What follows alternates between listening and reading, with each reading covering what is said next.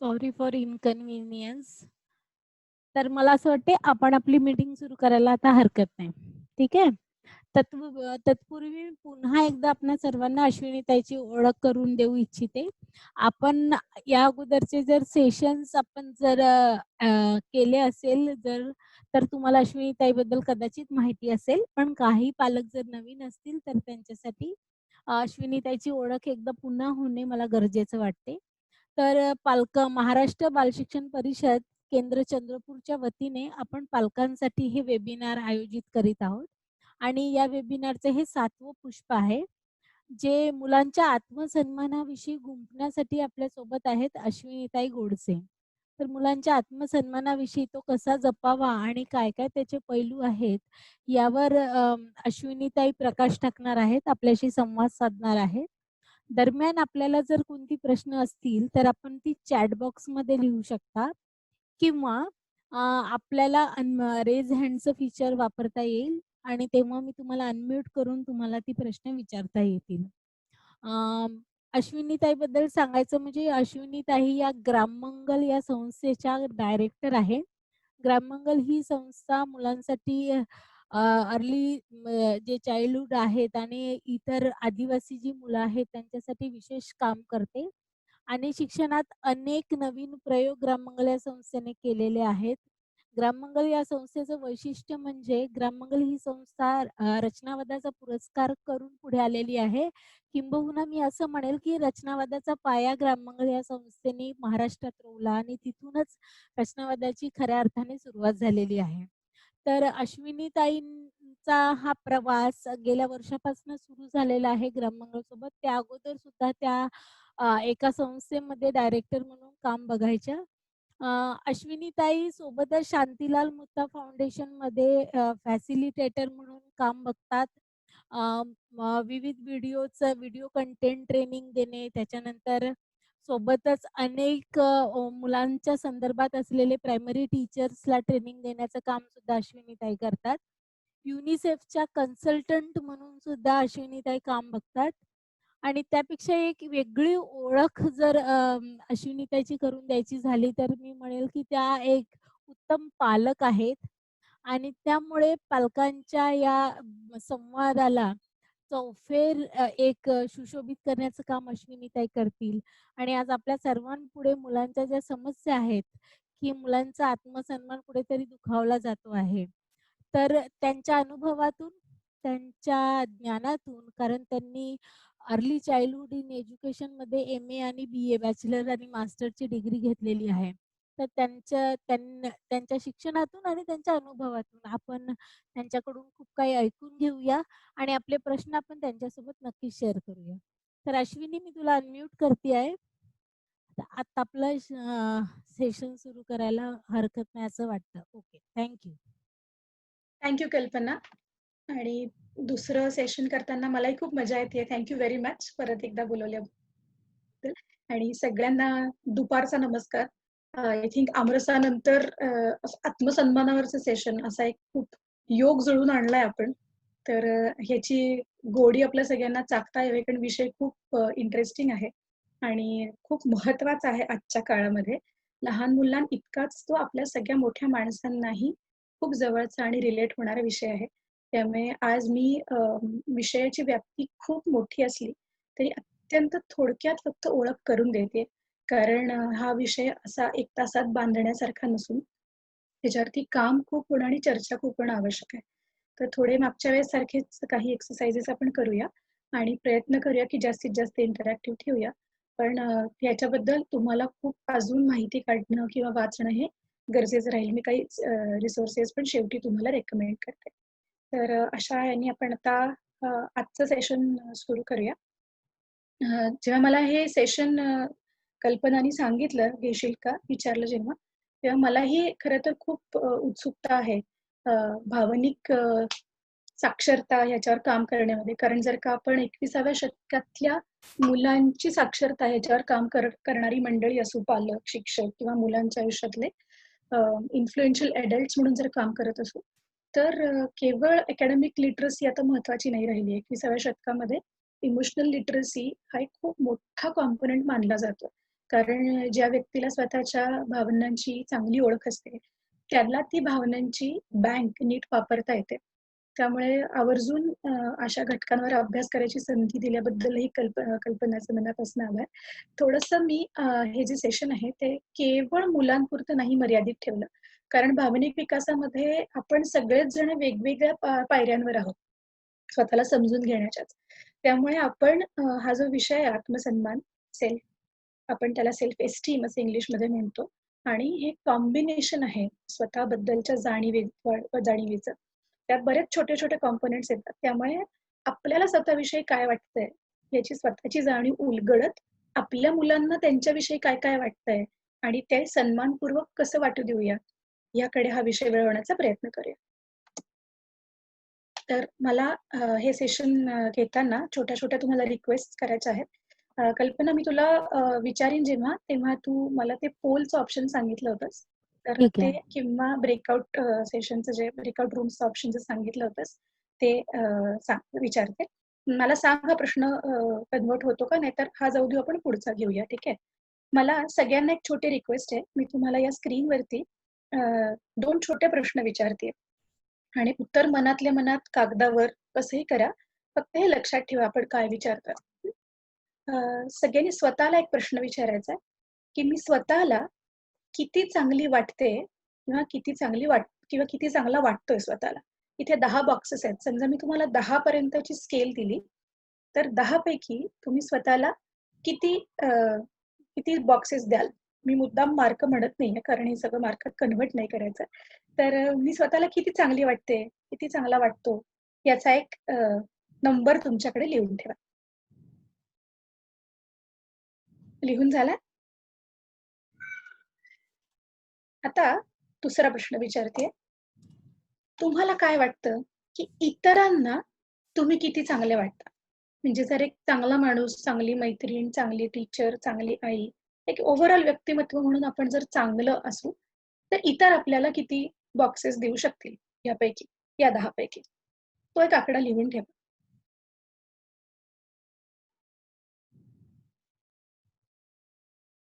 मला वाटतं सगळ्यांचं झालं असेल. आता चॅट बॉक्समध्ये उत्तर द्या प्रातिनिधिक असं, की ह्या दोन्ही प्रश्नांपैकी पहिला प्रश्न सोपा गेला उत्तर द्यायला का दुसरा प्रश्न सोपा गेला? कल्पना तू चॅट बॉक्स वाचू शकतेस का? मला हो, स्क्रीन हो, हो, बघता-बघता हो, हो. मी हां, तुला सांगते. हां. आली आहे मला पण. दुसरा, दुसरा प्रश्न अधिक सोपा पहिला, आहे वाटतं. दुसरा. बरं ओके. आपण रेटिंग बघूया. हं, ही हं. प्रश्न अगोदर पाठवली असतीस ना, तर याचं पोलिंग झालं असतं. हो, आलं माझ्या लक्षात ते, पण ते गडबड झाली. नेक्स्ट आहे. पहिला प्रश्न जास्त लोकांना सोपी गेला, काही लोकांना दुसरा गेला. हं, हं. ओके. मग पहिला जास्त आहे. ओके. ठीक आहे? पहिला प्रश्न जास्ती सोपा वाटतोय. ओके. हां. हरकत नाही.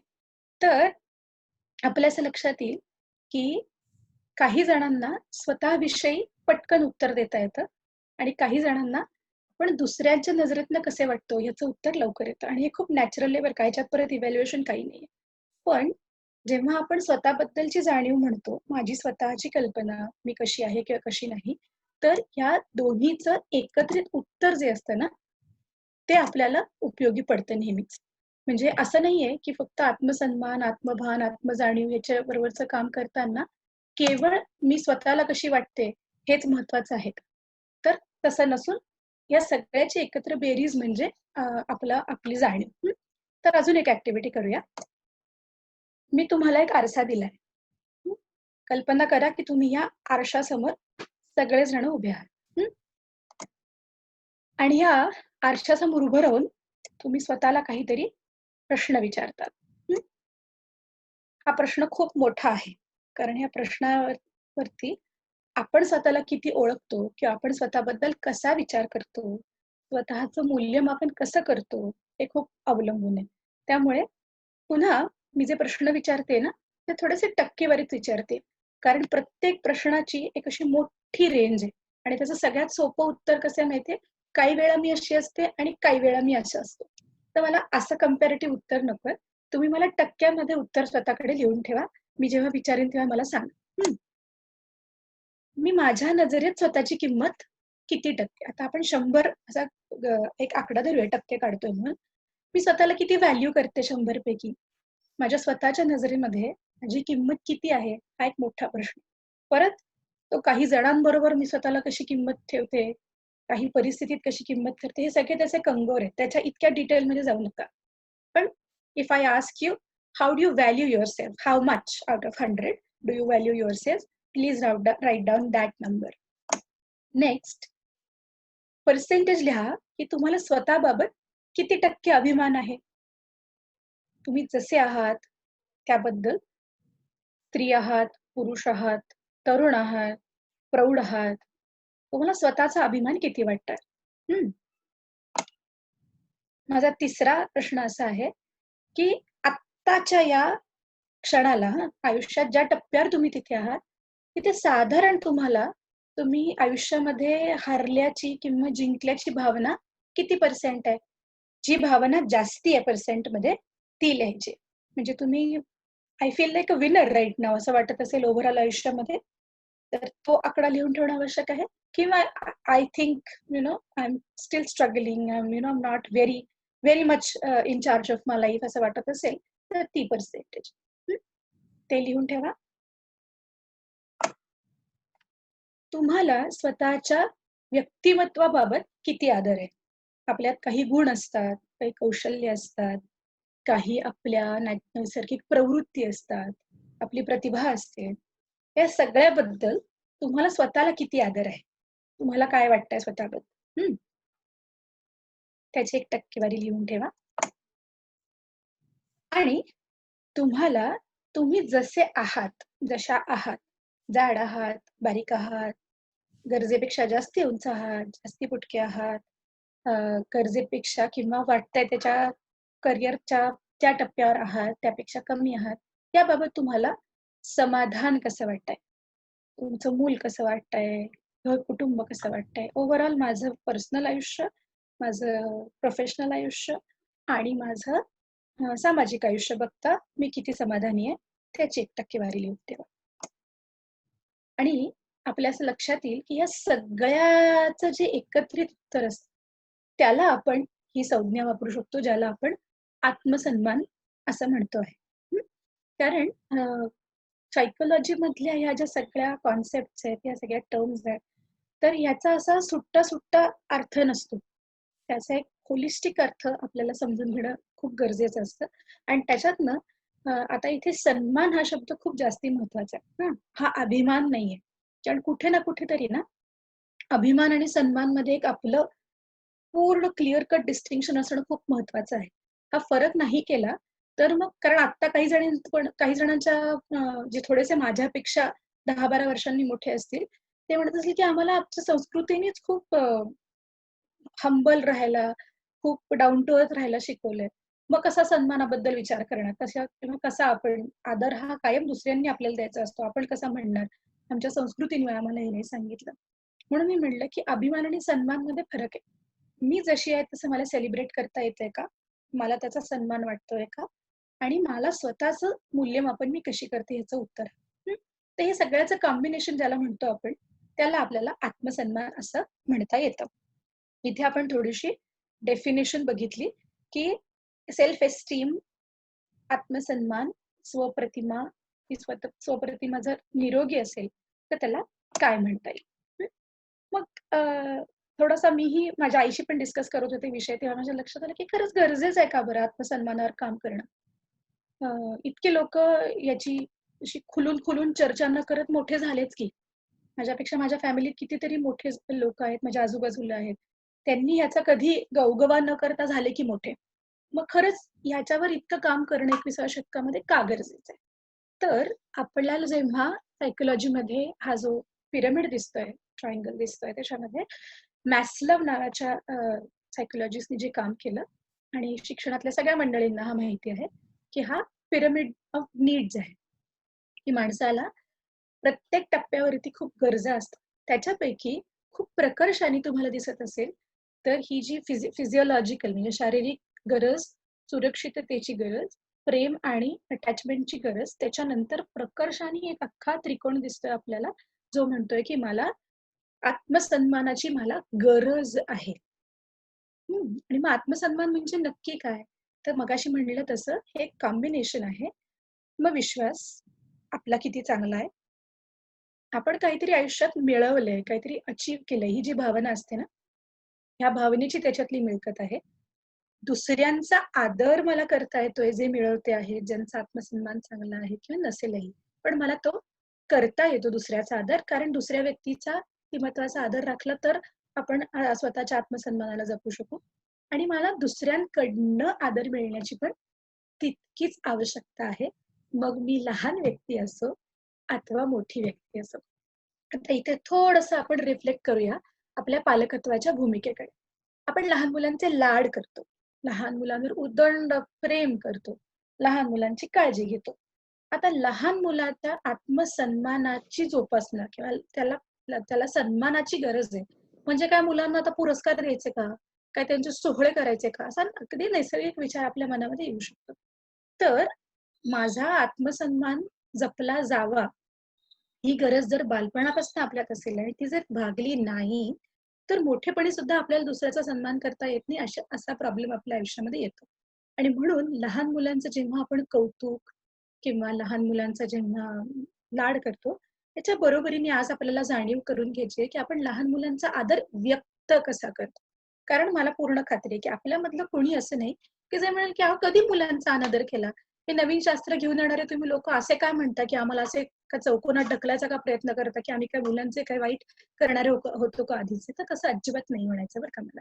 मला म्हणायचंय, की मुलांचा आदर व्यक्त करण्याच्या संधी आपण कशा घेतो आणि त्या प्रकर्षाने मुलाला प्रोसेस म्हणून पास ऑन करतो का? मागच्या सेशनला मी असं म्हणलं होतं पालकत्वाच्या शैलीचं जेव्हा सेशन घेत होते तेव्हा, की मूल नुसतं आपल्याला आपण काय करतो हे बघत नाही, तर वेगवेगळ्या परिस्थितीमध्ये कसं वागलं जावं ह्याच्या काही प्रक्रिया आपल्याकडनं उचलत असतात. ताण आला की आई-बाबा कसे करतात, राग आला की आई-बाबा व्यक्त कसे करतात. हे जसं मूल टिपत असतं ना आणि जे नॉन व्हर्बल आहे, अभाषिक आहे. तसंच माझ्या आदराच्या कल्पना माझे पालक किंवा माझ्या भोवतीचे शिक्षक, मोठी मंडळी पुरवतायत का? तर मी कोणाचा तरी आत्मसन्मान जपायला जाईन. अशी परिस्थिती माझ्या आयुष्यात निर्माण होईल. त्यामुळे जेव्हा मला अ, पूर्णपणे माझ्या व्यक्तिमत्त्वाचा विचार करायचा आहे, तर जशी मी स्वतःच्या सुरक्षिततेच्या गरजा भागवीन, तसंच आजपासनं आपल्याला आपल्या स्वतःच्या सन्मानाच्या गरजा आपण भागवतोय ना, जर आपण नसू भागवत, तर आपल्या मुलांना त्या येणार नाहीये. त्यामुळे हे सेशन टू फोल्ड आहे असं मी मगाचपासनं म्हणते आहे. आता पुष्कळदा 2 मुलांमध्ये अत्यंत कमालीचा फरक जाणवतो आणि त्यातलं जर अंतर मोठं असेल 2 मुलांच्या मध्ये वयामध्ये, तर अजूनच. आता माझ्याही घरात 2 मुलं आहेत. मला एकच आहे मूल, पण माझ्या घरात सध्या 3 मुलं एकत्र राहतायत. त्यामुळे 2 मुलांमध्ये अ, मोठा फरक आहे. त्यातलं एक मूल जे आहे, हे क्षणाक्षणाला असं नाराज होणारं आहे, रुसकं आहे. काही झालं की छोटं जरी झालं तरी त्याला होणारं दुःख हे डोंगरा एवढं आहे. म्हणजे आता मला अगदी असं तुला डोंगरा एवढं वाटतंय, टेकडी एवढं वाटतंय का पायरी एवढं वाटतंय, अशी चर्चा करावी लागते. तर एक मूल असं आहे आणि त्याला काहीही केल्या स्वतःबद्दल छान असं काही फीलिंग येत नाहीये. आणि माझं जे दुसरं मूल आहे, ते दिसतंच आहे तुम्हाला कसं आहे त्याच्याबद्दल फार काही सांगायला नको. तर खूपदा माझ्याकडे पण जेव्हा 2 मुलांचे आई-वडील येतात, काही त्यांच्या मुलांबद्दल चर्चा करायला, तेव्हा प्रकर्षाने असं दिसतं, की एक मूल खेळकर आहे, आनंदी आहे, बिनधास्त आहे, फार फिकीर करत नाहीये, म्हणजे उर्मट नव्हे बरं का परत. ते मुलांची बेफिकिरी आणि मोठ्या माणसांच्या बेफिकिरीमध्ये खूप जास्ती फरक असतो, शब्द एकच असला तरीही. सो आपण म्हणूया बिनधास्त आहे, बेधडक आहे, हजरजबाबी आहे, कायम उत्सुक असतं, कायम खेळकर असतं, हासरं असतं आणि जे पहिलं मूल दाखवलं ना, ते क्षणाक्षणाला ऑफ होतं. पटापट ऑफ होतं. आता अशा 2 मुलांमधला जो फरक आहे, हा दोन्ही मुलांमधला फरक जो आहे, हा आपल्याला त्यांच्या स्वतःच्या आत्मसन्मानाच्या जाणीवेमधला फरक म्हणून स्पष्ट दिसतो, की जे मूल स्वतः खुश आहे, येणाऱ्या परिस्थितीशी जुळवून घेतंय, त्याच्यावर आपलं काय मत आहे ते सांगतंय. ह्या मुलाची आत्मप्रतिमा किंवा स्वप्रतिमा किंवा आत्मसन्मान असं म्हणूया, की सेल्फ एस्टीम हायर साइडकडे झुकलेली आपल्याला दिसते.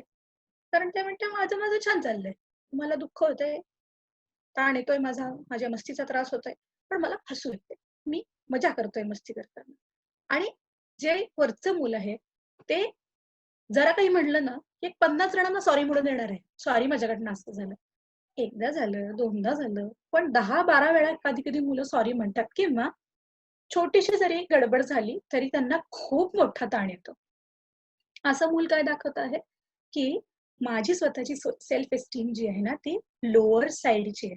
आता प्लीज असा गैरसमज करून घेऊ नका, की आता मी इथे एकदा हाय सेल्फ एस्टीम आणि लोअर सेल्फ एस्टीम असं म्हणलं, म्हणजे हे शिक्के मारले आणि असंच पुढे जातं का? तर नाही.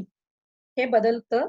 मी फक्त उदाहरण देते आहे आणि आपल्यामध्ये सुद्धा, आपल्या वेळेमध्ये सुद्धा आपण काही बाबतीतली आपली सेल्फ एस्टीम अजूनही लो आहे आणि काही बाबतीतली सेल्फ एस्टीम आपली चांगली आहे. पण ओव्हरऑल आपण काय म्हणतोय, की वृत्ती जी आहे, ही ह्या दुसऱ्या मुलाची खेळकर आहे, आनंदी आहे. त्यामुळे त्याला त्याच्या वयाच्या मानाने आयुष्यामध्ये कमी प्रश्न आहेत. आता हे जे माझं पहिलं मूल आहे, हे मोठं झाल्यावर कसं असणार आहे? तर असं. चिंतांचे ढग, एक चिंता, दुसरी चिंता आणि अजून त्याच्यावरती चिंता आणि हे जग काही मला राहण्यासाठी फार सुटेबल नाही. अशा ताणात वाकलेलं मोठं माणूस होण्याची शक्यता निर्माण होऊ शकते. कारण लहानपणी जर वृत्तीवर काम नाही झालं, तर खूप अवघड जातं मोठेपणी वृत्तीवर काम करायला. मला माहिती आहे, की आपले चॅलेंजेस प्रत्येकाचे काय आहेत. आपण सगळे स्वतःला चांगले ओळखत असतो. आणि जे दुसरं मूल आहे, ते मात्र त्याच्या शर्टावर तुम्हाला काय लिहिलं दिसतंय का मोठेपणी? त्याच्या शर्टावर लिहिलंय, की राईज. हे वरती जायला, नवीन आव्हान घ्यायला, स्वतःला वरती खेचायला मोठेपणी सुद्धा तयार होणार आहे. कारण ही जी आनंदी मनोवृत्ती लहानपणी निर्माण झाली आहे, जोपासली गेली आहे, हा जो बिनधास्तपणा आहे, करून बघायची तयारी, हा जो बेधडकपणा आहे, ट्राय आउट करायचा ओपननेस आहे, हाच आपल्याला मोठेपणीच्या सेल्फ एस्टीम, साधा इंटरव्ह्यूची तयारी करायला जाताना सुद्धा सेल्फ एस्टीम वरच आपल्याला खूप चांगले डिस्कशन करता येतं. आता मला माझ्याकडे पण जेव्हा लोक इंटरव्ह्यूला येतात तेव्हा मी बघते की बोलताना काय बघते की अरे स्वतःबद्दल काय वाटतंय असं. आणि आमच्या ग्राममंगलमध्ये तर सामाजिक आणि शैक्षणिक क्षेत्रात काम करायचं असेल तर स्वतःची इमेजच जर हेल्दी नसेल मनात, तर दुसऱ्या क्षेत्रात कॉन्ट्रीब्युशन कसं करणार? त्यामुळे खूप महत्वाचा घटक आहे हा. आणि लहानपणापासून ते मोठ्यापणापर्यंत खूप प्रकर्षाने ह्याचा परिणाम आपल्यावर होत असतो. तर आता पटकन बघूया की हा निर्माण कसा होतो. हे जसं काही रिफ्लेक्सेस घेऊन मला जन्माला येतं, तसंच ह्या भावनिक गरजा भागवण्यासाठी पण काहीतरी प्रोसेस असेल. तयार कसा होत असेल? आत्मसन्मानाची जाणीव. आपण महत्वाचे आहोत, हे मुलाला कधीपासनं कळत असेल असं वाटतं. हं. त्याचं उत्तर अगदी मी बाळ असताना माझ्या कितव्या रडण्याच्या किंकाळीला माझं ओलं झालेलं लंगोट बदलला गेलं आहे. तिथपासनं मूल सेल्फ एस्टीम गोळा करायला लागतं. अरे, मी किती बरं महत्वाची आहे लोकांना. माझं अंथरूण ओलं झाल्यानंतर किती क्षणात मला कम्फर्टेबल करतात लोकं. इथपासनं मूल भावनिक करन्सी गोळा करायला लागतं आणि तिथपासनं खरं तर मूल विचार करत असतं स्वतःचा. तर आपण बघूया, की सगळ्यात महत्वाचा घटक जो आहे ना, तो आहे, की मुलाला लहानपणीपासून महत्वाचा अर्थ लाड नाही. मी परत सांगते कारण इतके थिन लाईन्स आहेत ना याच्यामध्ये, की मूल म्हणेल त्याला आम्ही हो म्हणतो, ह्याला मुलाला महत्त्व दिलं जातं असं नाही. बाळ असेल तर त्याच्या रुटीनचं महत्त्व आहे का? त्याचं खेळ, झोप आणि त्याचा आहार ह्याचं आपल्याला महत्त्व आहे का? हे महत्त्व मुलाला कदाचित काही न पटणाऱ्या गोष्टी करायला लावणं सुद्धा आहे. त्यामुळे मुलाचं महत्त्व आपल्या घरात किती आहे? अगदी आपण प्रकर्षाने असा विचार करू शकतो. किती जण समजा आपल्याकडे असं गृहीत धरूया, की आपल्याकडे काहीतरी पूजा आहे, काही समारंभ आहे, काही आहे ज्याचं तुम्हाला 10 लोकांना जेवायला घरी बोलवायचंय. तर किती लोकं असं म्हणतात, की अ, ते छोटं मूल काय सांगेल ना, तो मेनू करूया. तू सांग. घरातलं सगळ्यात जे धाकटं आहे आणि मग खूपदा असं होतं, की महत्त्व आपण द्यायला जातो आणि मूल इतकं उरफाट काहीतरी सांगतं, "हां, सगळ्यांना भेळ कर जेवायला." आणि आपण म्हणतो, "काय काय? भेळ करतात का जेवायला?" म्हणजे बोलू शकतोस तू, पण तुझ्या बोलण्याचं काही महत्त्व आम्हाला काही फारसं नाही.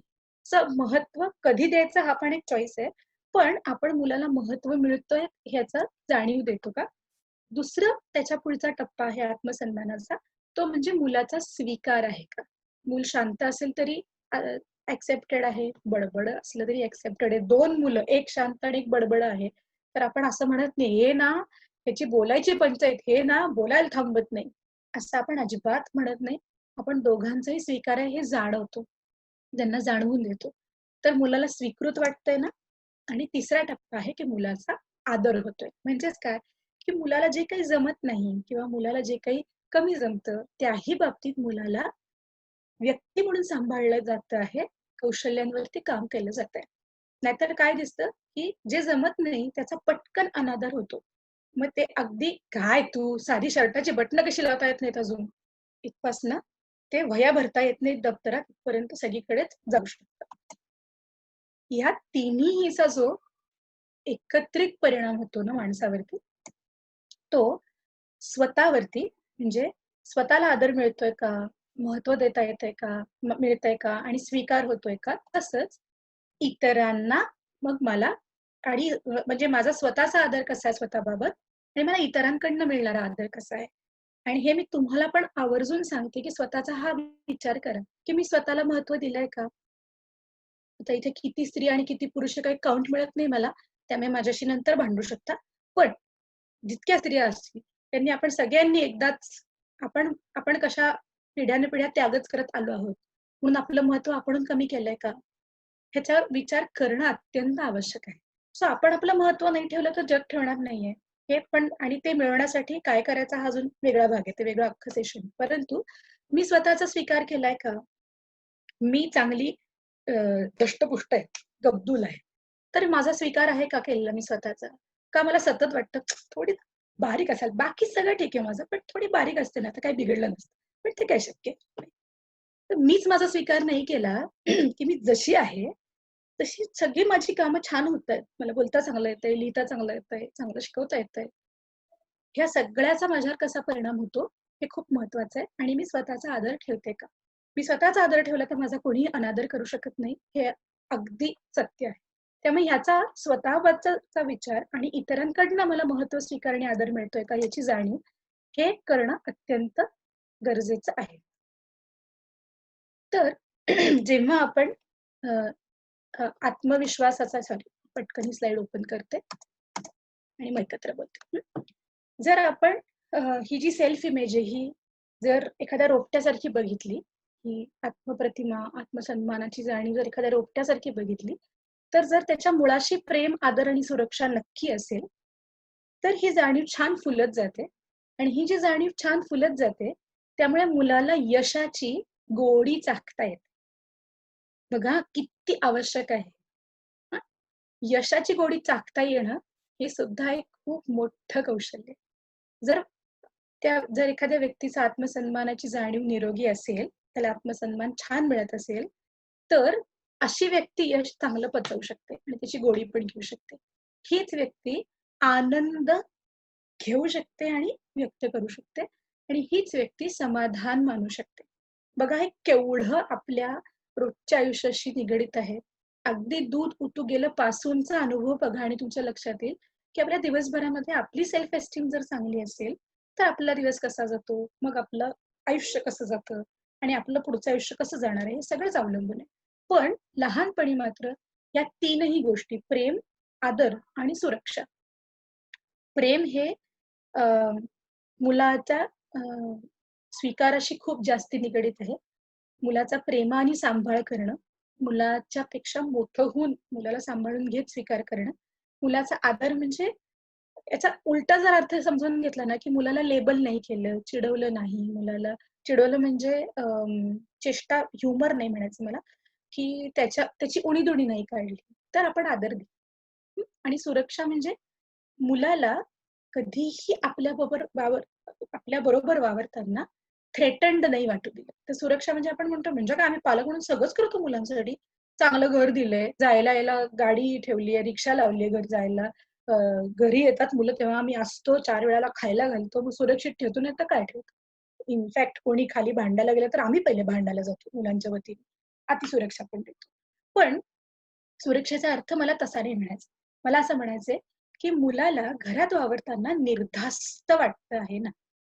टोचणी लागणं, माझी काहीतरी गडबड झाली म्हणून हा भाग खूप छोटा आहे बरं का. की मुलाला आपणहून वाटलं पाहिजे, की माझी एक गडबड झालीये, असं-असं घडलंय. ही टोचणी वेगळी.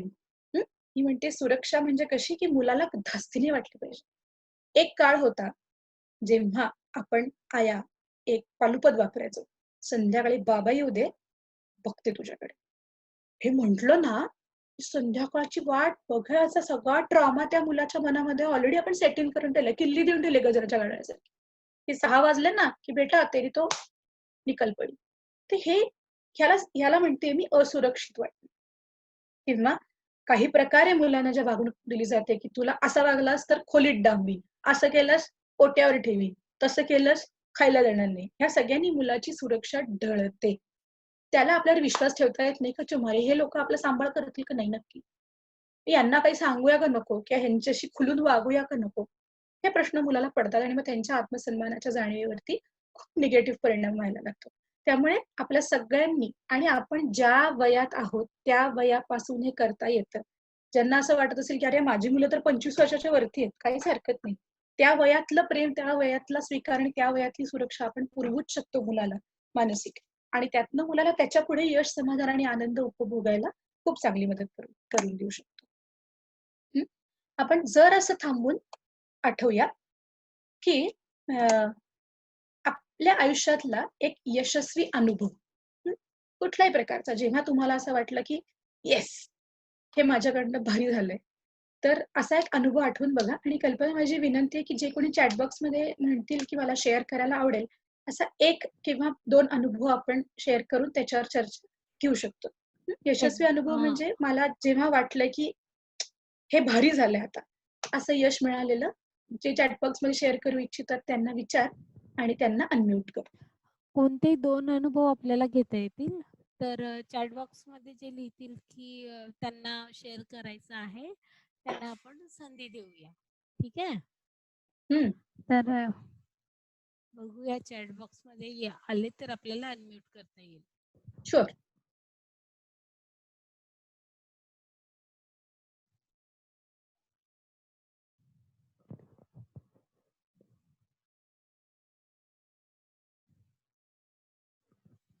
सगळेजण आठवण्यात गुंग झाले. काही हरकत नाही. प्रश्न पुन्हा विचारा एकदा. ओके. प्राची. हां. जेव्हा तुम्हाला असं वाटलं, की तुम्ही यशस्वी झालायत, कुठल्याही प्रकारचं यश तुम्ही अनुभवलं असेल आयुष्यातलं आत्तापर्यंतचं कुठलंही, कुठल्याही वयातलं, आत्ताचंच असं नाही. तर तुम्ही नक्की सांगू शकता आणि शेअर पद्मश्री करा. दीक्षित म्हणून आहेत, त्यांना बोलायचं शुअर, आहे. Sure, sure. तर मला आवडेल पद्मश्री ऐकायला. वेट मी त्यांना चॅट बॉक्समध्येच हे करते. पद्मश्री दीक्षित.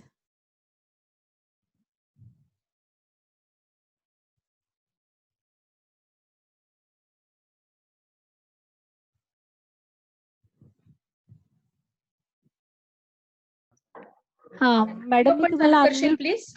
हां, हॅलो. मॅडम हां, बोला मॅडम. मला बोलायचं होतं. खूप छान ताई तुम्ही सांगतायत.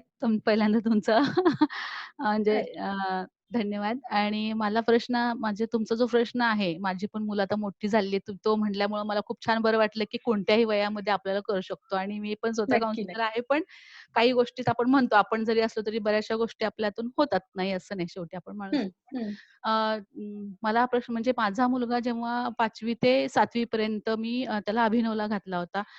चांगले मार्क्स होते. म्हणजे मी सदाशिव पेठेत राहते, पण तिथे छान शाळा म्हणून घातला. पण मला असं जाणवलं, की नाही तो खूप असा म्हणजे खूप बिनधास्त नाही किंवा पहिल्यासारखा ओपन नाही होत आहे किंवा हे मला जाणवलं आणि मग माझ्या लक्षात आलं, की त्याला खूप खेळायला मिळत नाही किंवा त्याचे मित्र तो कोप अप होत नाहीये वगैरे आणि मग मी त्याची शाळा बदलून परत त्याला आहे त्या शाळेत घातलं आणि तिथे एक थोडंसं म्हणजे ग्राउंड मुळात म्हणजे त्याला ग्राउंड मिळेना आणि मग ते शाळा सुटल्यानंतर 5:30 ते परत महाराष्ट्र मंडळाला ग्राउंडला घातलं. परत जी त्याची ग्रोथ जी झाली ना, ती आज तगायत इतकी छान आहे. आज तो मेडिकलला ॲडमिशन आहे. म्हणजे ही जी डिसिजन घेतला किंवा ते कळलं मला, की त्या मुलाला काय हवं आहे आणि काय आपण देतोय. कारण ते रोजचं त्याचं बघत होते हेक्टिक सकाळचं जायचं लवकर शाळा ती 11:45 ती संध्याकाळी 6:00 अभिनव म्हणजे घरी यायला मला 6:30 व्हायचे आणि मग ग्राउंडला जायला मिळायचं नाही कारण ग्राउंडची वेळ 6ची असायची आणि मग त्या सगळ्या गोष्टीत तो इतका म्हणजे थकलेला जाणवायचा मला, अभ्यास नको म्हणजे उत्साही दिसायचा नाही. मग तो जसा त्याला ग्राउंड लागलं, खेळायला लागलं तसं त्याच्यात ग्रोथ झालेली मला लगेच दिसून आली आणि हा एक छान अनुभव होता माझ्या एक पालक म्हणून मला खूप अभिमान त्याच्यासाठी वाटतो, की मी काहीतरी मुलासाठी छान करू शकले. धन्यवाद ताई. Wonderful, wonderful. आणि आता शुभांगीला मी करते अनम्यूट. शुभांगीला ओके. पण बोलायचं आहे. कल्पना व्हिडिओ पण करू शकतेस का? मला कोण बोलतंय दिसेल. ठीक शक्य? आहे.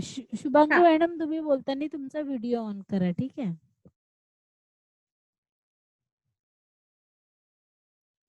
एक मिनिट.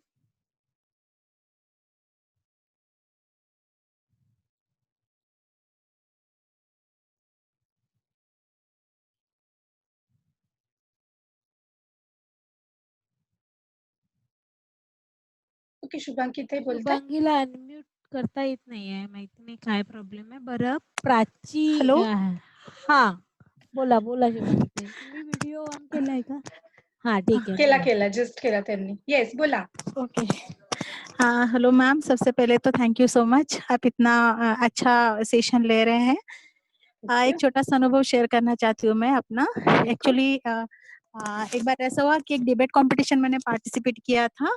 मैं उस वक़्त बीए फर्स्ट ईयर में थी और हुँ, हुँ। टॉपिक थोड़ा-सा टफ था, यानी मतलब वो टॉपिक था ऐसा कि वर्तमान शिक्षा प्रणाली सुदृढ़ नागरिक बनाने में सक्षम है या नहीं, ऐसा एक टॉपिक था। हुँ, हुँ। तो ऐसा था कि जनरली इसके पीछे थोड़ा-सा डेफ़िनेटली आर-एन-डी हमें करना था, तो मैं और मेरी फ्रेंड हम ढूँढने में लग गए या बुक्स सर्च करने में लग गए कि क्या यानी उस वक़्त यानी बीए फर्स्ट ईयर में होने के नाते यानी अभी इस वक़्त स्कूल लेवल पे क्या चल रहा है, इस पर हमें थोड़ा-सा रिसर्च करना था। हुँ, हुँ। और जो ऑर्गेनाइज़ था it was inter college competition, तो काफ़ी बड़ा टास्क था मेरे लिए। हुँ, तो हुँ। हुआ ऐसे कि एक यानी घर के पास यानी जो एक साधारण एक हाउसवाइफ है, उस महिला ने मेरी मदद की। यानी जनरली हम होता क्या है, हम पदवी धारक लोगों के पीछे भागते हैं, बड़े-बड़े लोगों के पीछे भागते हैं। इन सब यानी ये कलेक्शन करने के लिए यानी किससे हमें क्या मिल सकता है, कहाँ से हमें जानकारी मिल सकती है। लेकिन इस बारे में मुझे छोटी-सी जानकारी एक बहुत साधारण-सी महिला की तरफ से मिल गई और मुझे लगा कि नहीं, कि उस वक़्त मुझे पता चला कि यानी एक छोटी-सी चीज़ एक साधारण-सी औरत या फिर एक साधारण आदमी भी सॉल्व कर सकता है। तो सबको ही बहुत खूब, इम्पोर्टेंस बहुत देना खूब। चाहिए। बिल्कुल। सभी को इम्पोर्टेंस देना चाहिए एंड मुझे बताते हुए बहुत अच्छा लग रहा है कि I was first in that competition. Oh! So that और वाज़ योर वापस अचीवमेंट एज़ वेल। एग्ज़ैक्टली और वापस आके मैंने उन आंटी को मैंने बहुत थैंक यू बोला हुँ, कि एक हुँ। छोटी-सी चीज़ इन्होंने मुझे इतने अच्छे तरीके से समझा दी कि मुझे बहुत अच्छा लगा उस बारे में। So I came to know that even सबको ही इम्पोर्टेंस देना चाहिए।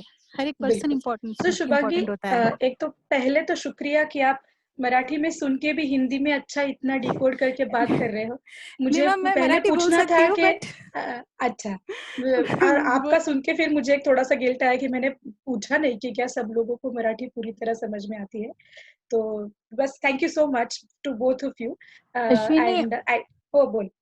अ, तुझी हरकत नसेल तर मला पण माझा एक अनुभव शेअर करायला आवडेल. Why not? Why not? One more is good. Shubhangi, we'll shift to Kalpana and then we will analyze all the three situations that we have just seen. Thank you very much. तो Yes, अनुभव Kalpana. माझा म्हणजे माझा स्वतःच्या बाबतीत आहे, Mhm. की जसं माहिती की मला मुलगी ही माझ्या लग्नाच्या 18 वर्षानंतर झाली. तर हो. त्याच्यासाठी मी खूप प्रयत्न केले आणि प्रत्येक वेळा मला अपयश येत होतं. हं. आणि वेगवेगळे प्रयत्न म्हणजे आयुर्वेदिक सगळे आणि प्रत्येक वेळा अपयश येताना मी एकच विचार करायची, की कधीतरी होईल, यशस्वी हं. कधीतरी होईल असं वाटत जायचं. आणि एक हं. क्षण असा आला, की आम्ही विचार केला, की आता आपण अडॅप्ट करायचं चाइल्ड. हं. आणि मग शेवटचा एक प्रयत्न करूया म्हणून मला शानोज म्हणाला, की "कल्पना एक शेवटचा प्रयत्न करूया. नाही तर मग अडॉप्ट करूया." मग सगळी ट्रीटमेंट झाली आणि ज्या दिवशी मला रिझल्ट येणार होता, की पॉझिटिव्ह आहे की काय कन्सीव्ह केलाय की नाही. आणि त्या क्षणाला मी जाताना रडत होते, की मला याची भीती होती, की जर निगेटिव्ह आला तर काय? तर मला शानोज त्यावेळेस म्हणाला, की "जर निगेटिव्ह आला तर असा विचार करायचा आहे, की कुठेतरी एक मूल आपली वाट बघतंय आणि त्याच्यासाठी आपण पालक म्हणून जन्माला आलो आहोत." आणि तो दिवस गेला आणि जेव्हा आम्ही गेलो आणि मला त्या दिवशी बातमी मिळाली रात्री, की म्हणजे कन्सीव्ह झालेला आहे. तर तो क्षण माझ्यासाठी इतका मोठा होता की यस, म्हणजे इतके अपयश मिळून सुद्धा मी खचली नाही आणि मला शेवटी यश मिळालं. म्हणजे 18 वर्षाचा हा प्रवास काही खूप छोटा नव्हता. ऍब्सोल्युटली नाही. समाजाचं म्हण, की मैत्रिणींचं म्हण, की आजूबाजूच्या लोकांचं म्हण, इतकं काही होतं आणि मनात होतं, की मुलगीच व्हावी आणि ज्या दिवशी मला मुलगी झाली, त्या दिवशी सेकंड येस मला अनुभव आला. Definitely, definitely. सो आपण तेच. तिन्ही अनुभवांकडे जर का आपण पटकन असं बघितलं, तर जेव्हा आपण यश चाखतो ना आयुष्यामध्ये, तर आता हे 3 खूप चांगले आणि वेगवेगळ्या प्रकारचे अनुभव आले बरं का मंडळी आपल्याकडे. एका आईनी, धीरानी आपल्या मुलाचा विचार करून शाळा बदलणं आणि आताच्या काळात शाळा बदलणं म्हणजे असं केवढं मोठं प्रकरण वाटतं आपल्याला. कारण KG टू PG अपेक्षा असते आपली, की एकदा गेलं 4 की त्याच एंडनी बाहेर पडावं, सारखं-सारखं चेंजेस नको. तो वाला एक डिसीजन का है। जैसे शुभांगी ने बताया कि डिबेट के लिए जो जिनको वो जनरली एजुकेशनली इतना क्वालिफाइड नहीं समझते, उनसे बात करना, अगर उनकी नजरिए से देखे, उन महिला की नजरिए से देखे जिन्होंने आपको मदद करी और उनका अचीवमेंट देखे, तो वो वाला एंगल और आपकी जीत का एंगल, और या फिर कल्पना का आत्ताचा जो अनुभव तिने सांगितला, की इतकी वर्ष का चिकाटी दाखवून एखाद्या निर्णयासाठी प्रयत्न करून त्याच्यात मिळालेलं यश. आता जेव्हा आपण एखाद्या यशस्वी अनुभवाची आठवण सुद्धा करतो ना, तेव्हा पण तुम्ही बघितलं असेल, की आपल्या अख्ख्या शरीरातनं एक आनंदाची लहर येऊन गेली. बरोबर आहे का माझं? की आपण तो अख्खा अनुभव आणि आपण त्या क्षणाला जिथे होतो ना, जेव्हा तुम्ही मुलाची शाळा बदलून त्याला खेळायला मिळालं आणि तो असा काही छान रुळला, असं तुम्ही जे सांगितलं त्याचा कॉन्फिडन्स होता ना ताई, किंवा जेव्हा तुम्हाला डिबेटमध्ये बक्षीस मिळालं आणि ते कनेक्शन तुम्ही लावलं, की ह्या ताईंनी मदत केली म्हणून मला मिळालं, किंवा आता मला कन्सीव्ह होणार आहे याची खात्री झाली आणि मुलगी हवी होती, मुलगीच झाली.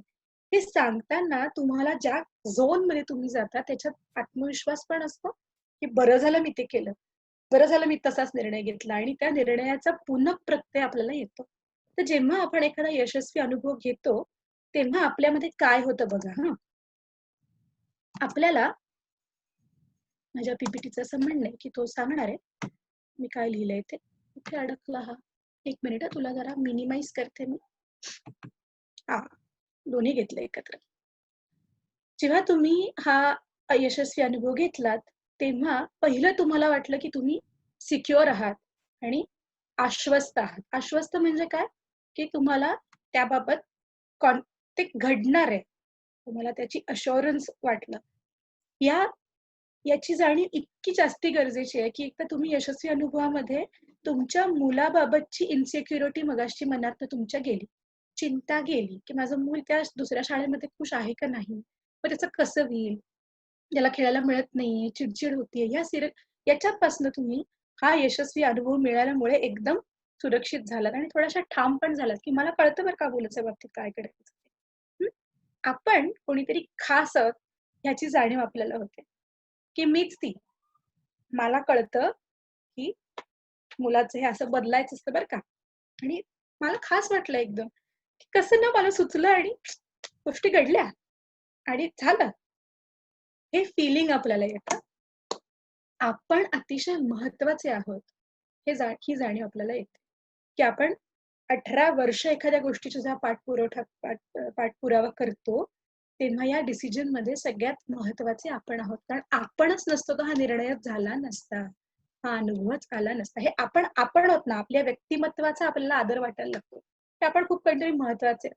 हा यशस्वी अनुभव आपल्याला कन्व्हे करतो. आणि ज्या लोकांना आपण मानतो, त्या सगळ्या लोकांनी आपलं कौतुक केलेलं असतं या यशस्वी अनुभव. बरोबर का? म्हणजे अख्ख्या जगाचं नाही म्हणायचं मला. काही खास माणसं असतात, ज्यांच्याकडनं अप्रिसिएशन मिळालं, की आपण म्हणतो, की मला ना त्यांचा शब्द मिळाला. मग जसं आम्हाला पानसे सरांनी आमच्या एखाद्या लेखाला म्हणलं ना, "बरं लिहिलंस."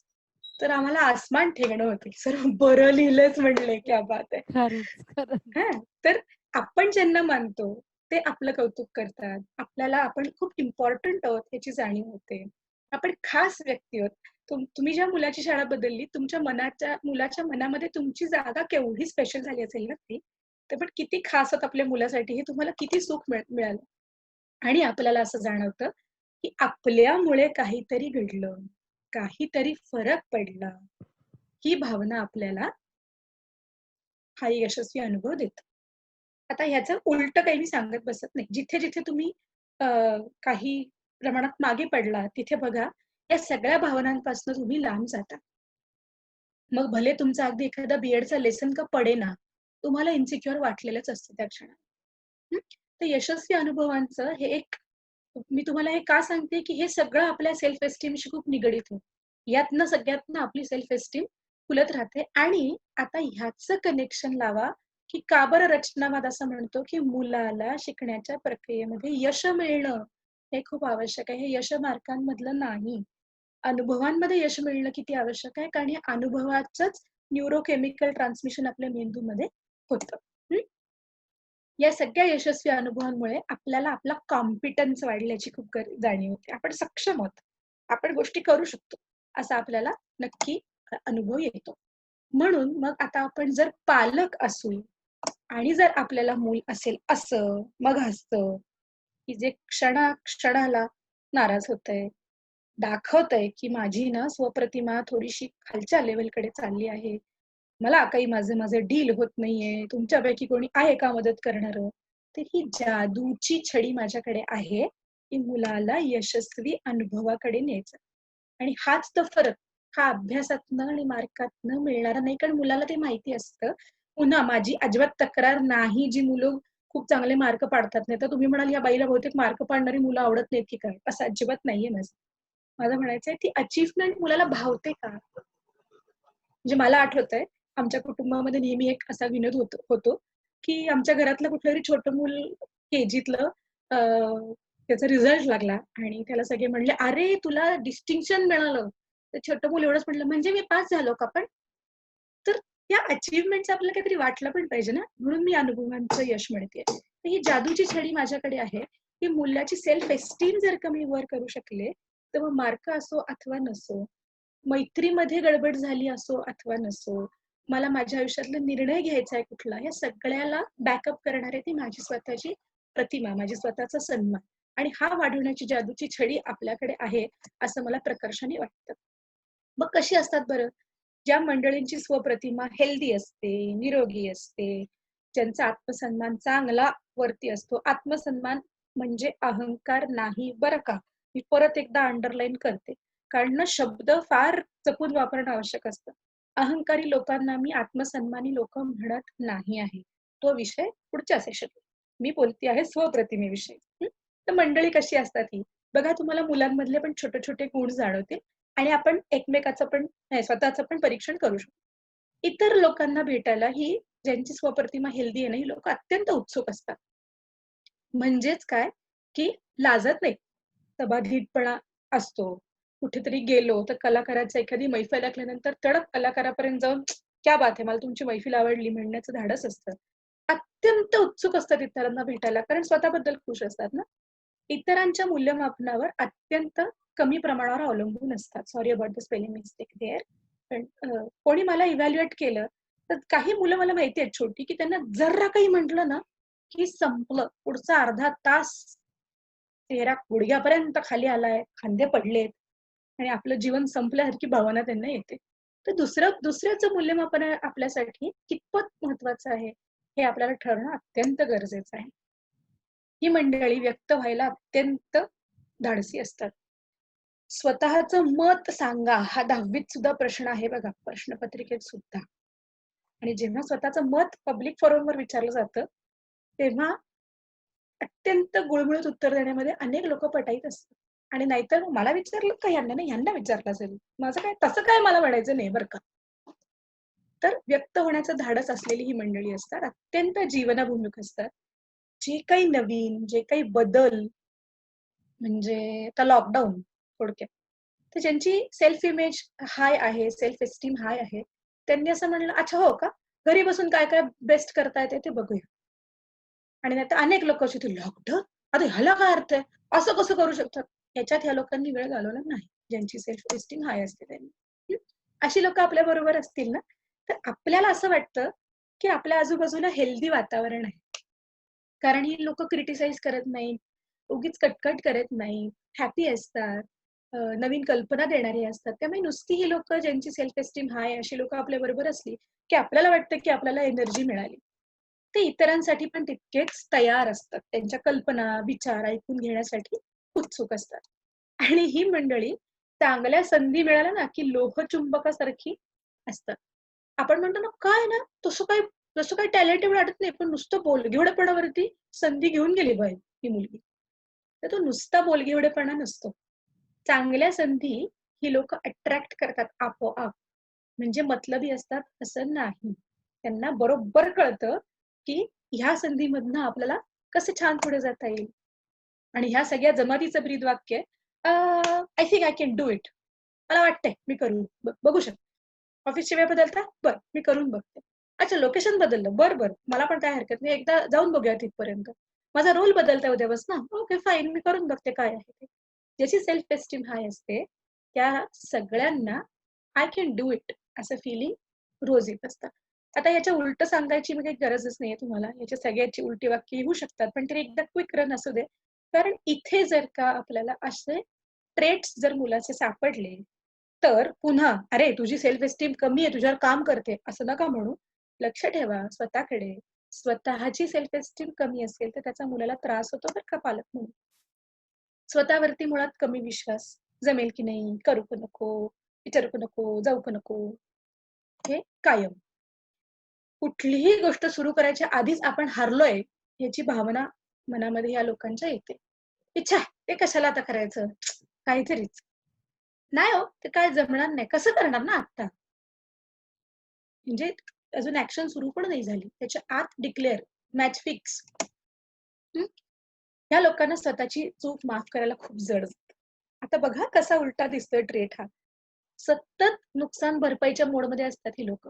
म्हणजे असंच झालं, आता मी ना स्वतःला इतका कडक नियम लावलाय तेव्हापासून पुन्हा पुन्हा म्हणून होता कामा नये. स्वतः एका झालेल्या चुकीच्या 100 शिक्षा घेऊ शकतात ही माणसं.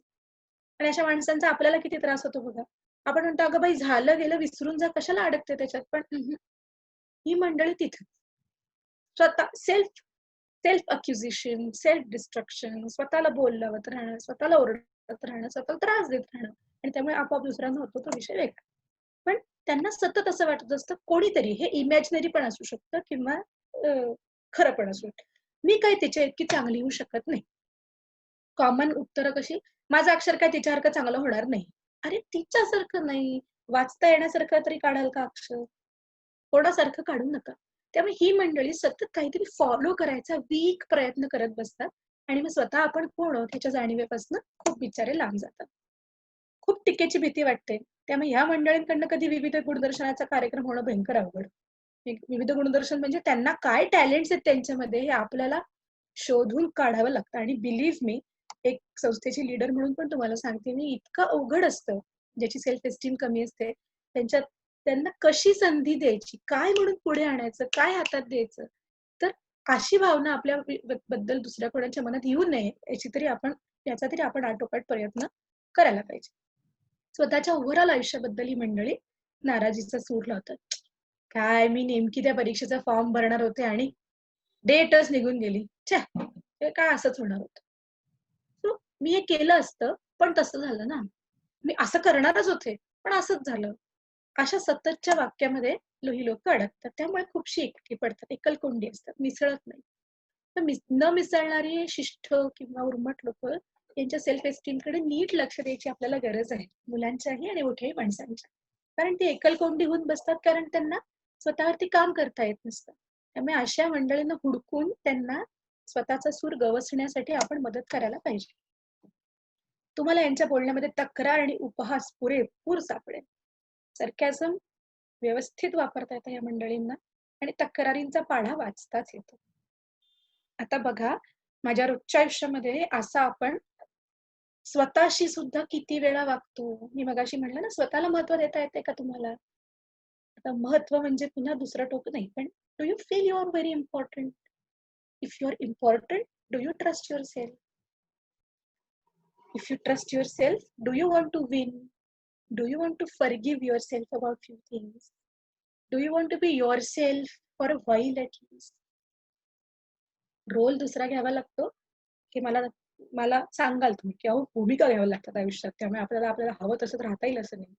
पण आय एम टॉकिंग अबाउट थोडा वेळ तरी आपण आपल्यासारखे राहतो का? आपली मतं व्यक्त करतो का?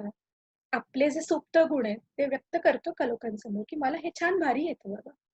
हे इथे गरजच नाही ना हे सांगायची ऑफिसमध्ये. कशाला सांगायचं? मला विणकाम चांगलं येतं. अरे, काहीच हरकत नाही ऑफिसमध्ये तुम्हाला विणकाम छान येतं हे सांगायला. ओके.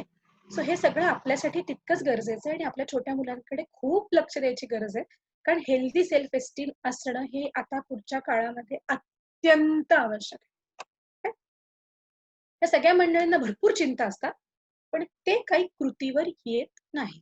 त्यांना असं वाटतं कृतीची जबाबदारी बाकी सगळ्या जगाची. आम्ही तक्रारी करतोय ना, तुम्ही त्यातनं इनपुट घ्या आणि कामाला लागा. सो कृतीवर आणायला या लोकांना भयंकर आपल्याला त्रास द्यावा लागतो आणि यांचं ब्रीदवाक्य असं आहे, मला नाही वाटत मला हे काही जमेल. This is not my cup of tea. I don't think I can ever attempt this. तर ही निगेटिव्ह सेल्फ एस्टीम किंवा ज्यांची सेल्फ एस्टीम लो आहे, अशा मंडळींची साधारण लक्षणं आहेत. मुलांमध्ये आता पुन्हा यातलं एक सापडलं म्हणजे पोराची सेल्फ एस्टीम खाली गेली. असं प्लीज धरू नका. It is a combination of all these traits. जितकी जास्ती प्रकर्षाने दिसायला लागतील, तितकं ते आपल्याला मुलाच्या सेल्फ एस्टीम कडे ओढतं, की याच्याकडे नीट लक्ष द्या. त्यामुळे एखादं मूल फक्त शाय आहे आणि म्हणून व्यक्त करायला हवं तर लगेच म्हणू नका तुझी सेल्फ एस्टीम लो आहे कारण तू तुझे गुण दाखवतच नाहीस लोकांना. अशा लेबलिंग वरती जाण्याची काही गरज नाही. तर मग आपण काय करू शकू बरं आपल्या मुलांसाठी? सगळ्यात महत्वाचं काय आहे? या 5 गोष्टींवरती कॉन्सन्ट्रेट करूया. आपण मुलांना सेफ ठेवूया, सुरक्षित ठेवूया. सुरक्षित म्हणजे काय? आपल्या बाबत मुलाला कधीही ही भावना येणार नाही, की ह्याची आपण भीती घेतली पाहिजे. दुसरी, मुलाला स्वतःबद्दलची जाणीव करून देण्याचा साठीचा स्पेशल वेळ घालवा. ते क्वालिटी टाइम म्हणतात ना सगळीकडे. But what do we mean by that? अगदी तुम्ही मुलाशी गुलामचोर का खेळणं पत्त्यातला. पण तो 15 मिनिटाचा वेळ, तो 2 डावांचा वेळ सुद्धा मुलाला त्याच्या स्वजाणीव विकसित करण्यासाठी मी काय मदत करू शकते? ह्याच्यावर कॉन्सन्ट्रेट करा. म्हणजे मुलाची सेल्फ एस्टीम आपोआप बहरायला लागेल. मुलाला आपलेपणाची भावना द्या. मुलाला बिलॉंग करायचं असतं, की I belong to the family. ही माझी फॅमिली, ही माझी शाळा, ह्या माझ्या टीचर. तर हे जे बिलॉंगिंगनेस आहे, हे बिलॉंगिंगनेस वाढवण्यासाठी मुलांना नक्की सहकार्य करा. मुलाला ती भावना नक्की द्या. छोटं का होईना पण मुलाच्या आयुष्यात ध्येय पाहिजे.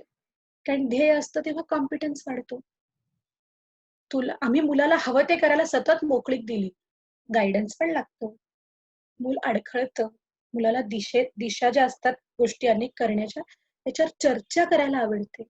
सो हे ध्येय देणं खूप गरजेचं आहे आणि मुलाची क्षमता वाढेल याच्यासाठी प्रयत्न करा, मार्कांसाठी नाही. क्षमता वाढली की बाकीचं सगळं सॉर्टेड आहे. त्याच्यावर खात्री बाळगा.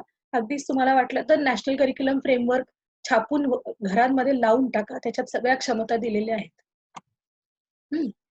सो आता परत एकदा सेशनच्या शेवटाकडे आपण आलोय.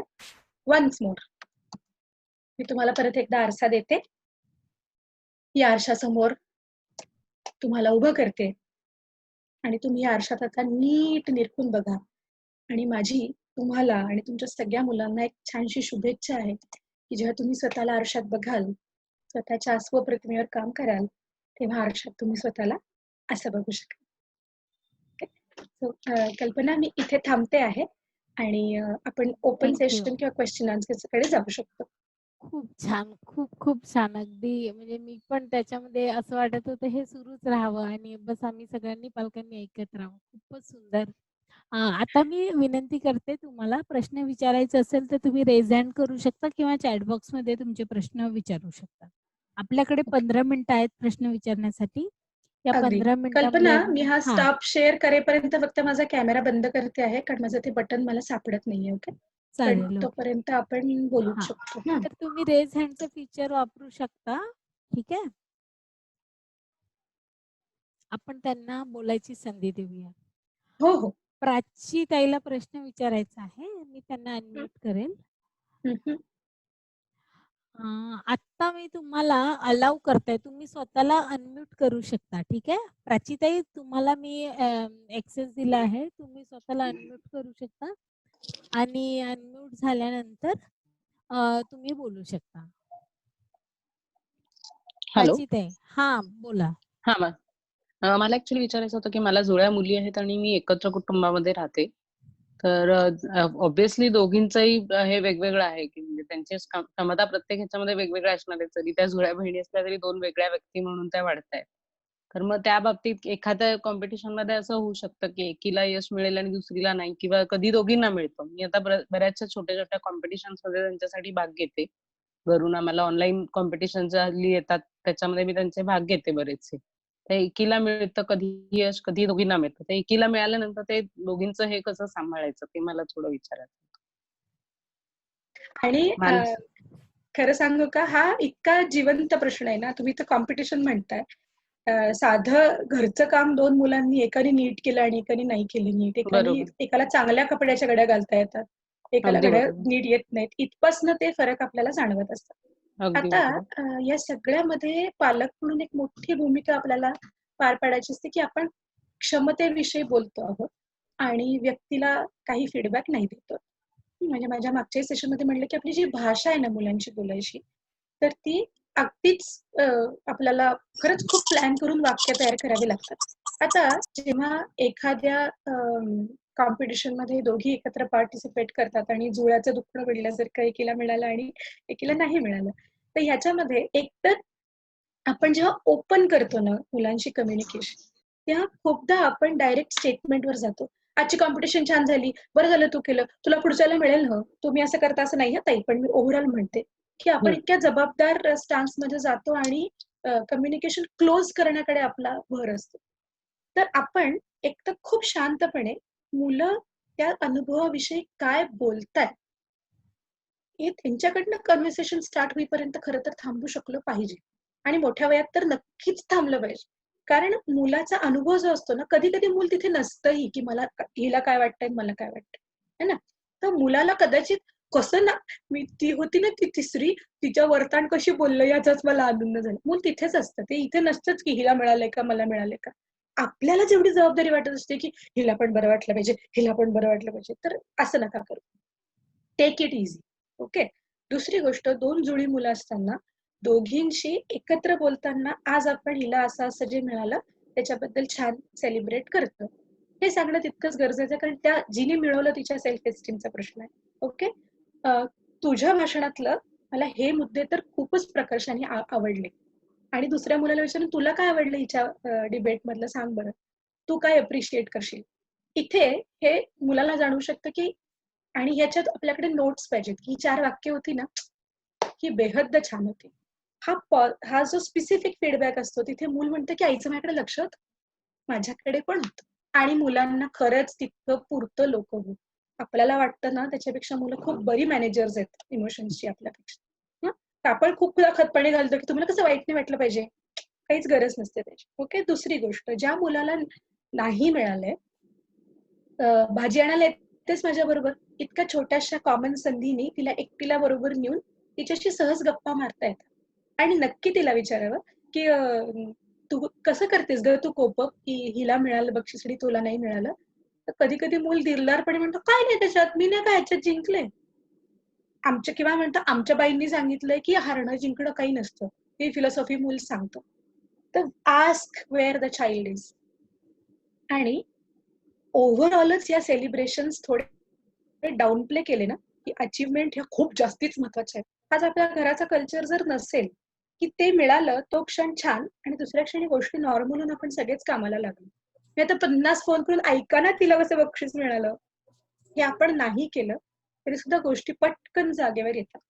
कारण मुलाला पण काय कळलं पाहिजे की आजच्या वेळेला या गिव्हन सिच्युएशन मध्ये या कॉम्पिटिशन मध्ये मी जिंकले. When the second day is there is another player who's going to win it. अशा कॉम्पिटिशन झाल्या तरच त्याला खरं तर अर्थ असतो. पण I hope I have answered your question. आणि ह्याच्याच बरोबरीने एक दुसरा लागून प्रश्न असा की जॉईंट फॅमिली आहे, आम्ही 8 जण आहोत घरामध्ये. माझ्या 2 मुली धरून आम्ही 8 जण राहतो, सासू सासरे दीर जाऊ आणि आम्ही 4 जण असं. तर दुसऱ्यांचा त्यांच्याकडे बघण्याचा दृष्टिकोन बाहेरच्याही आणि घरातल्याही, तर त्याला मी कसं फेस करावं आई म्हणून. माझ्या सेशनला होतात की नाही माहिती नाही, नाही मी पण मला असं वाटतं प्रकर्षाने मंडळी ही वेळ आली आहे की मुलांच्या बाबतीत मुलांना वाढवण्याच्या बाबतीमध्ये फॅमिलीच्या चर्चा झाल्या पाहिजे. सुरुवातीला भांडणं झाली, वाद झाली तरी सुद्धा हळूहळू आपण सगळेजण कारण आपण सगळेच बऱ्यापैकी मुलं वाढवण्याच्या बाबतीमध्ये शास्त्रीय टर्मिनॉलॉजी मध्ये बरेच बॅकवर्ड आहोत.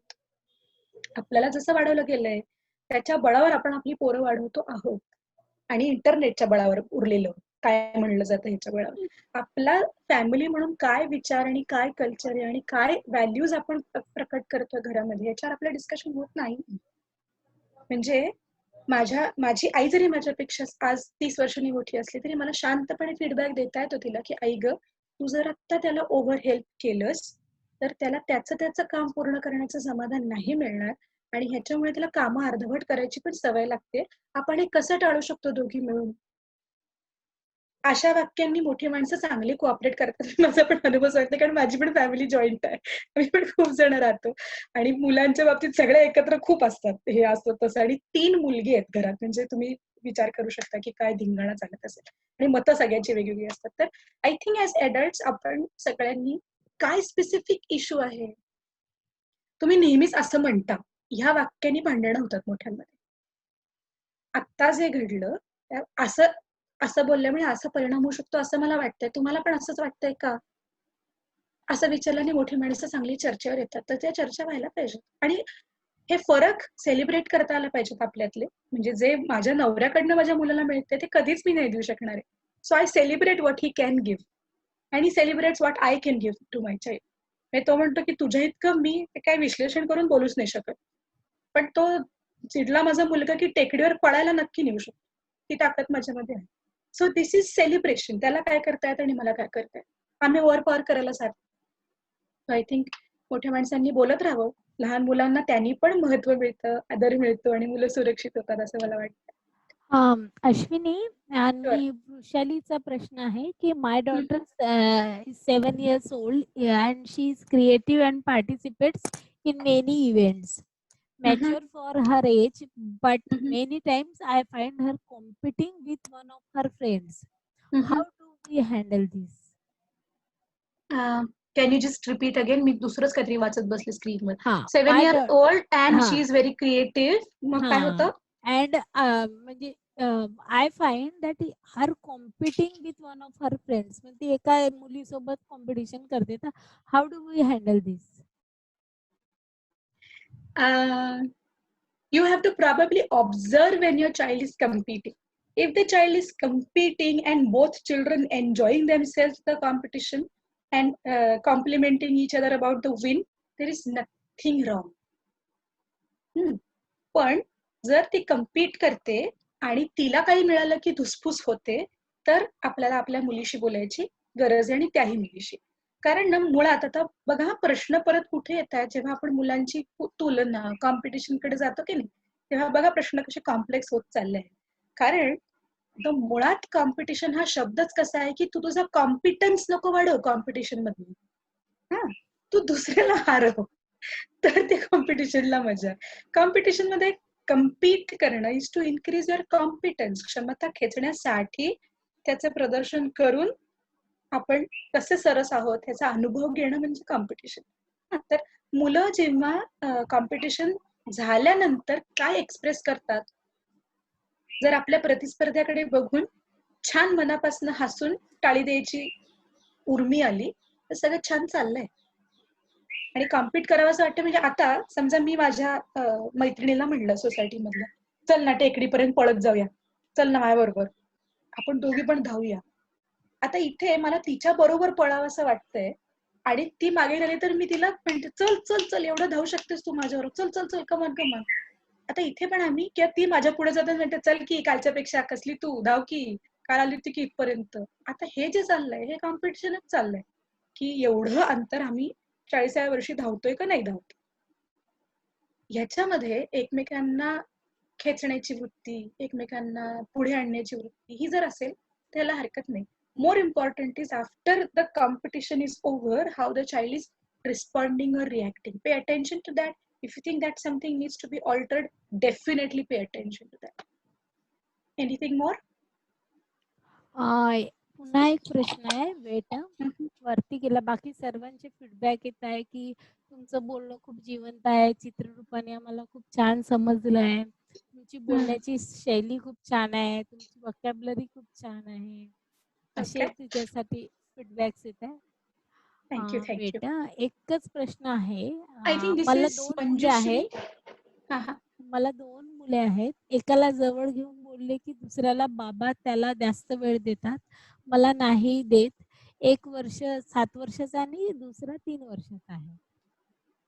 तर जवळ घेऊन बोलले तर बाबा त्याला जास्त वेळ देतात. मला देत नाही असं ती मुले म्हणतात असं. बरं आहे ना, मुलं किती स्पष्ट सांगतात. पटकन दुसऱ्या मुलाला काय हवंय ते करून टाकायचं असतं. 2 हात असतात, दोघांनाही घट्ट मिठी मारून टाकायची असते.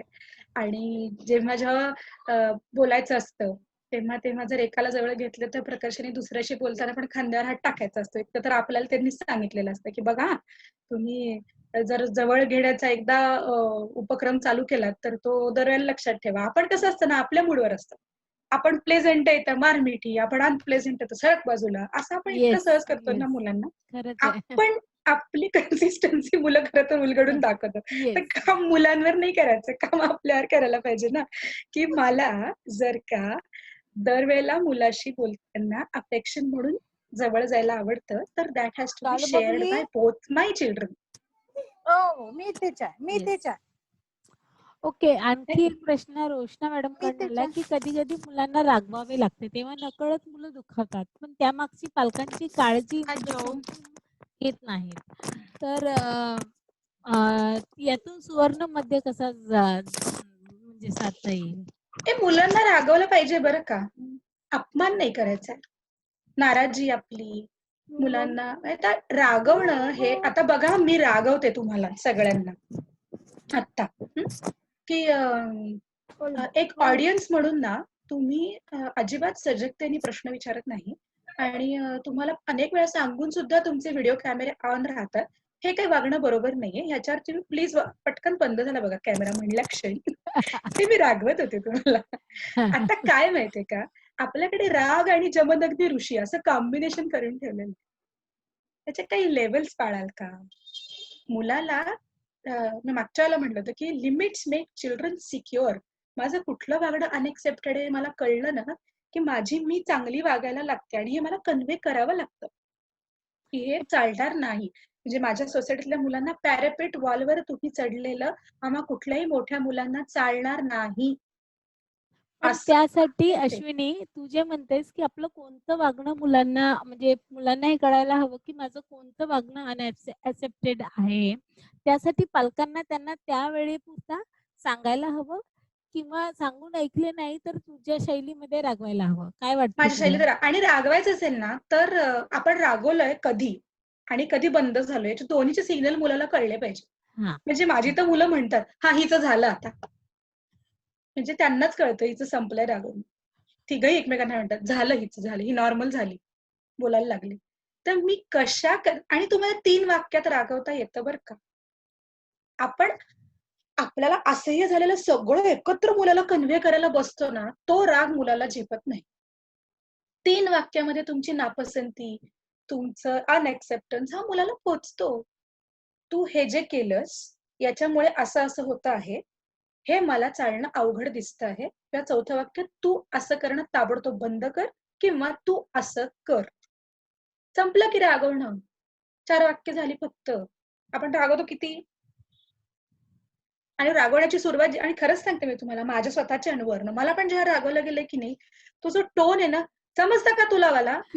तो सगळा इथून जातो. मूल स्वतःला अनप्लेझंट कंडिशनमध्ये ठेवायला प्रिफर करत नसतं. मूल आयदर शटडाउन करेल स्वतःला, तुम्ही ओरडत राहा. मूल थिजून जाईल, म्हणेल मी काहीच करत नाही. ते अस्वल आल्यावर थिजून जातात ना लोकं, ते आपलं आपलं वाज घेऊन निघून जाईल. काहीच रिस्पॉन्ड आणि मग आपण काय म्हणतो, उभा करायला शुंभासारखा बोल की. अतिच्या मारी तुम्ही रागवता पण आहे. काय तुम्हाला काय हवंय? Can you be specific about yes I accept. मी माती खाल्ली, माझं चुकलं, मी गोंधळ घातलाय, कळलं. Can you give me a direction? तर रागाच्या वेळेला डायरेक्शन द्यायची सुरुवात करा. मुलं छान राग कोप अप करतात आणि दुखावली नाही जात. ओके, पुढचा आपण प्रश्न कुठला घेऊया. शब्द वापरला ना, आपण मुलाला लेबल केलं, अपमान केला की दुखावलं गेलं, मुलाला डायरेक्शन दिली, मुलाचा वर्तन नाकारलं, तर मूल दुखावलं जात नाही. ताणात जातं 2 मिनिटाकरता आणि परत रबर सैल होतं. काळजी नका करू. बिनधास्त रागवा. Ma'am, as you talked about goal, म्हणजे ध्येय, how can we set goal for a child before schooling? Give some examples. Okay. So if your child is even a preschool child, doing potty on time is also a goal to be achieved. Okay. So goals are all about how to make my life more organized. That's what goals are. त्यामुळे ध्येय ठेवणं जेव्हा मी म्हणते तेव्हा मला कमीत कमी पसारा करायचा आहे आज घरामध्ये किंवा झालेला पसारा आवरून ठेवायचा, हे ध्येय असू शकतं. ध्येय हे कायम अचीवमेंट इन टर्म्स ऑफ काय म्हणायचं मार्क असं नसतं.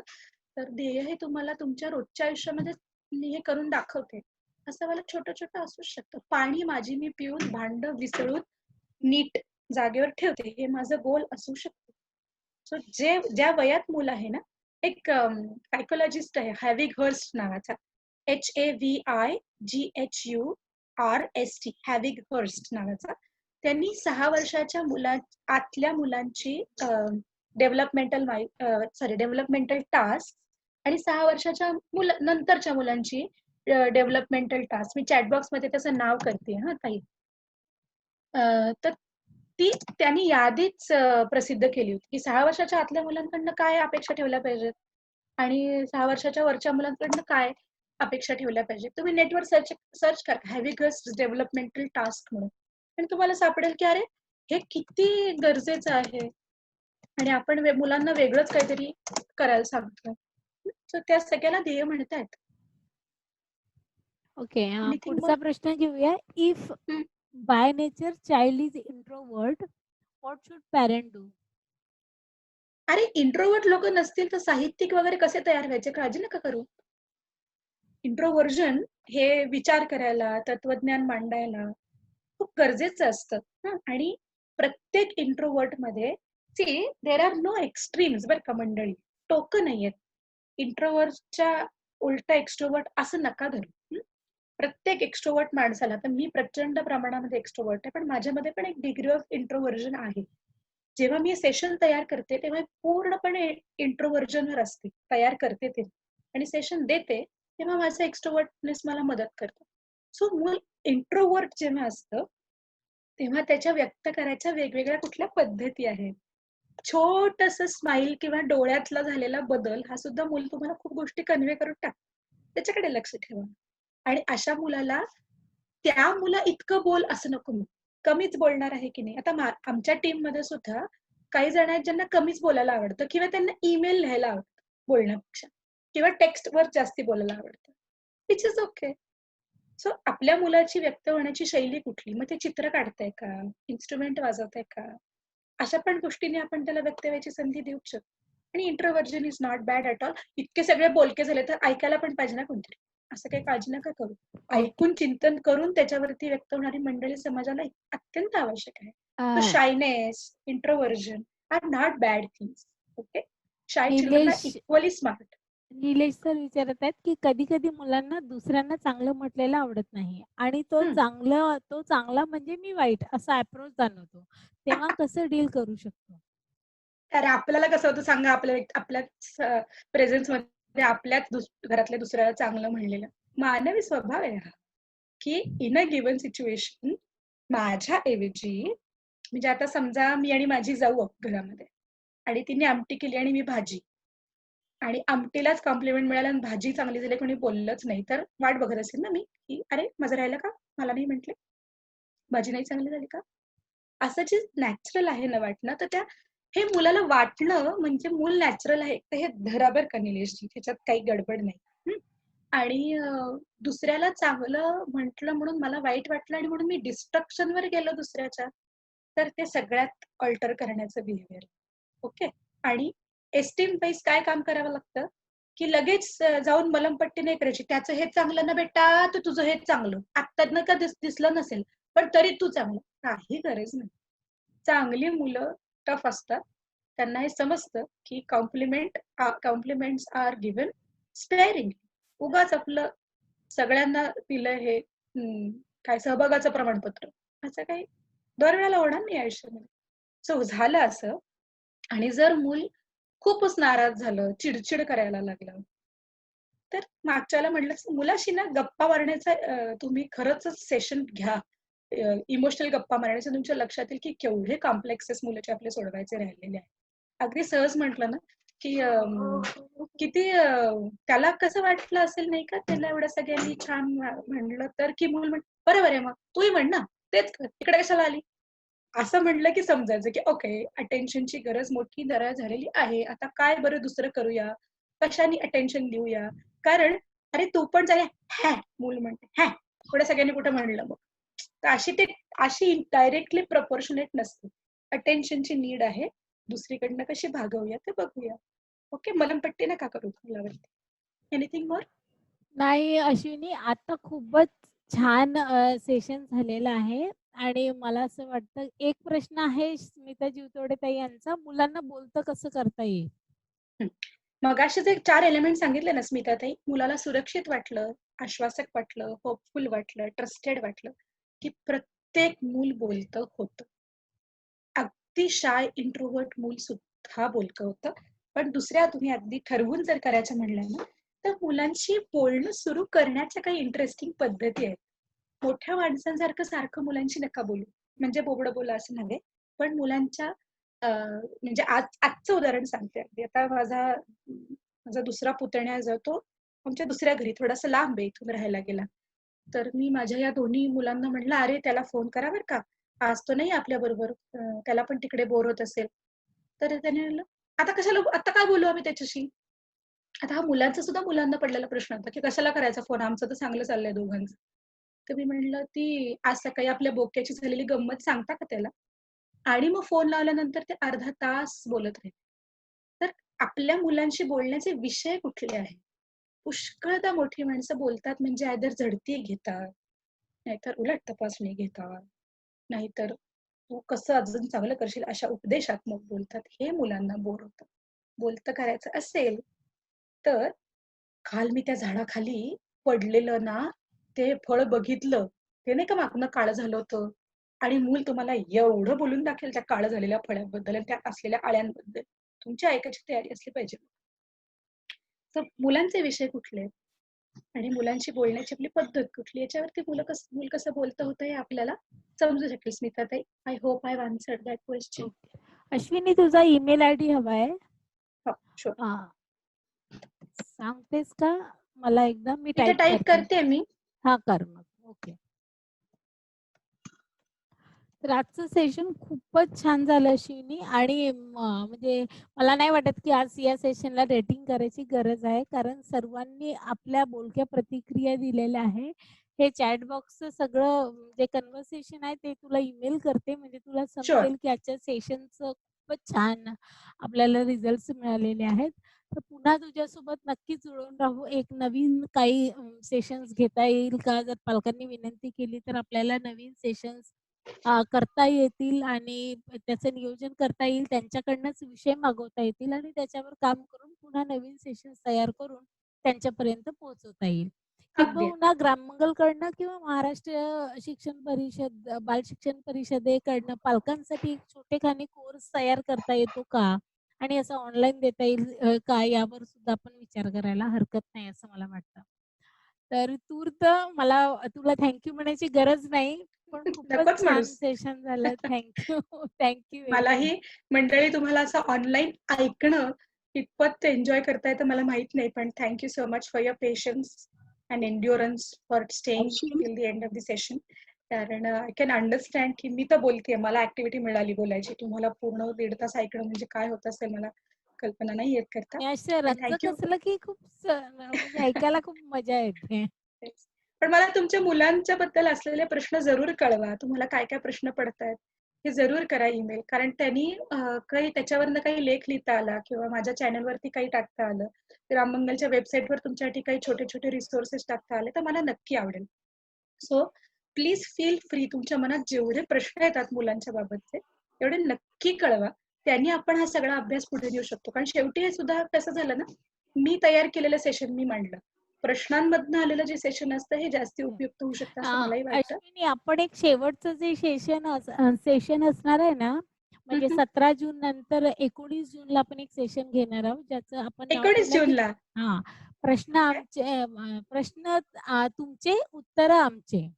तर त्याच्यामध्ये तुम्ही सगळे एक्सपर्टीज ज्या लोकांनी सेशन घेतलं ते सगळे एकत्रित असाल आणि फक्त पालक प्रश्न विचारतील आणि एकेकाला ऍड्रेस करतील आणि तुम्हाला त्याची उत्तरं द्यायची असतील. तर 1-1.5 Sure. तासाचं म्हणजे 2 दिवस हे सेशन चालणार आहे, प्रश्न आई-बाबांचे आणि त्याच्यावर फक्त उत्तरं.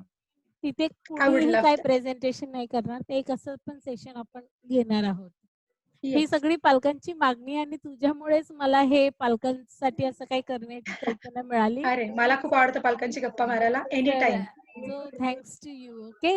येस, तर थँक्यू नक्की व्हेरी भेटू मच. आपण. शेवटचं सेशन आपण तुझ्यासोबत घेणारच आहोत. सगळ्यांसोबत नक्की. असणार आहे ते. अगदी. चल ओके. थँक्यू कल्पना. Have a nice evening people. Yes. तर भेटूया. बुधवारी आपल्यासोबत असणार आहेत वर्षा कुलकर्णी आणि त्यांचा विषय असणार आहे की मुलांबरोबर वाढताना. आणि म्हणजे जवळपास 9 ते 14 वयोगटातली जी मुलं आहेत, जी आता वयात येत आहेत आणि टीनएजर्सचे जे प्रॉब्लेम्स आहेत, त्याच्यावर वर्षा कुलकर्णी ग्राममंगल पुणे आपल्याशी संवाद साधणार आहेत. तर बुधवारी आपण पुन्हा याच वेळी भेटणार आहोत, याच प्लॅटफॉर्मवर भेटणार आहोत. Till then good bye.